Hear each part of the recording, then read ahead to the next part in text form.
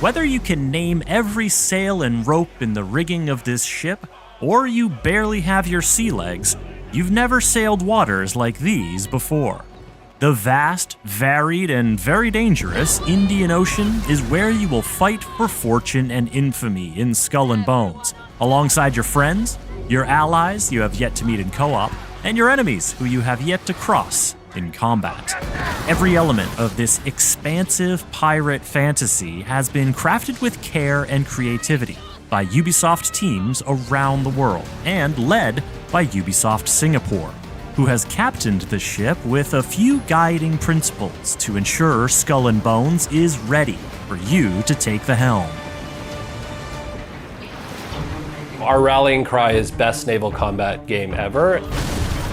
We've been really active in working with our community. We've had multiple insider programs where we've really been able to leverage those experiences on improving the game. And that's resulted in amazing things like sea monsters and ghost ships, and being able to improve our incredibly deep naval combat system. We've added things like boarding, grappling, where you shoot out grappling hooks and you're pulling ships towards you as part of the experience. So a ton of depth has gone into the game pre-launch, and that's been possible through this interaction that we've had with our community, and it's resulted in amazing things in the areas that I think are going to be the things that our fans and our players are going to really enjoy. We want players to really get attached to their ships. Of course, at the start of Skull and Bones, you don't have a very nice ship, and that's the whole point. You want to get into a place where you get to craft better ships. That experience in terms of progression, how to create that kind of feeling that, hey, now I'm feeling better. Oh, that was a difficult boss. I want to actually be able to defeat it, so I want even better equipment, I want better stuff. And we put a lot of time in making sure that the physics feel appropriate. So we play with buoyancy and mass and drag, and the small ship in high waves is definitely going to have a bit of a rougher time than the bigger ship. So we really want the player to feel the difference in each one. We want players to be able to customize their ships. So all the vanity that you get throughout the game, you can actually equip on all your ships, whether it's a small ship or a medium ship or a ship of a different type. We want players to be able to use all of that vanity that you collected. Crafting and customizing and choosing a pet for all the ships in your fleet is an important part of Skull and Bones. Even more important is what you do with them. There's not one way to play Skull and Bones. You can go down the golden path of progression and follow that, or you can be a pirate and break the rules and go, craft your own adventure, and then team up with your friends, or call for help in a situation and then make new friends in a group. That was a philosophy that we took into designing our contracts, all of our experiences, that co-op really needs to be at the heart of the gameplay experience. And you have to think about that from a development perspective of how are you designing contracts, who gets to complete a contract, how we're distributing loot. We put a lot of effort to make sure that it's easy for you to play contracts together, and I think that's a big improvement that we pushed really hard for, because we want players to be able to enjoy the whole game with your friends. We need to make sure that all players see the same waves. Our position of our waves in our water tech is deterministic, meaning it's always going to be in the same place at every moment in that server for everyone. We always know that, because we need to make sure there's no frustration. That would really not be good for a multiplayer game.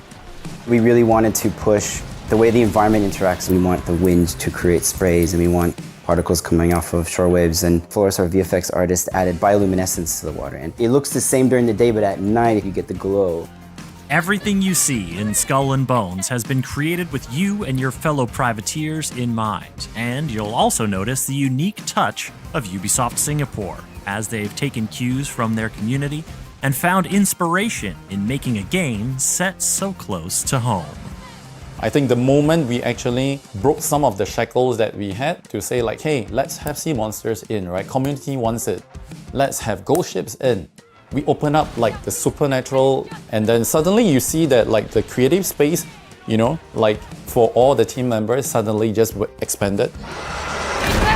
So the first mate was a new feature that we brought into the game with the extra time that we had. She represents a brand new character that we were able to add in, more exciting than the existing characters because she sticks with you throughout the entire game from start to finish. Perhaps this will help you chart your path forward, friend. As you develop a relationship with her, there's going to be more of her backstory and who she is, and hopefully one day you will find out that, whether she's a friend or foe. Let's put it that way. You are free to make your own luck now, Captain.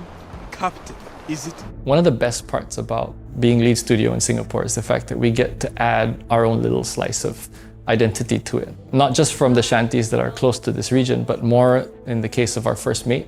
We actually casted her as a Singaporean, so we were able to record her locally, and you can hear her in-game. I'll stay by the ship while you tread shore. Pay no mind to the bottom feeders, Captain. Remember, we answer only to the winds of fate. One thing we spent a lot more time to be able to improve is the gameplay aspect of the sound effects. Being able to identify which cannons these are, at which level they are, and at whatever size ship that you're at. That being said, we also wanted to be able to identify the kind of archetypes that you'll be fighting, especially before they fire those cannons. For some of these archetypes, you'll have them sound like an angry mob trying to kill you. Then you'll notice there's some that have a bit of a chain of command, a call and response, that sound a bit military. Then you'll know that that's more of like a pirate hunter or a warship that's coming, and then you'd understand that, okay, maybe I should turn and run.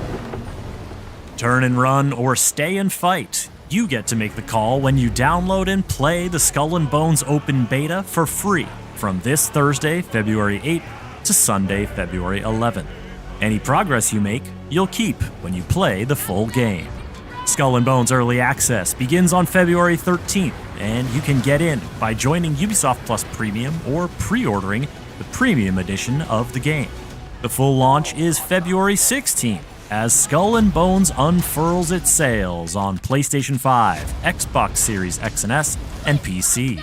Want to learn what it's like to be a kingpin in the Skull and Bones endgame and keep up with Year 1 seasonal plans? Subscribe to this YouTube channel and visit us at news.ubisoft.com.